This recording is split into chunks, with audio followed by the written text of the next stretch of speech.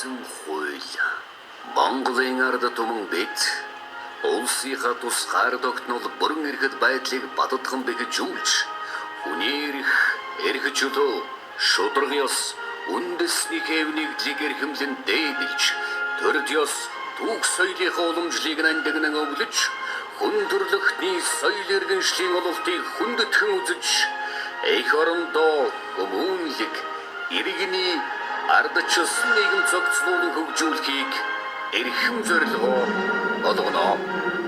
Үүний учир Монгол улсын үндсэн хуулийг даяар олноо зарлан тунгаглаж байна.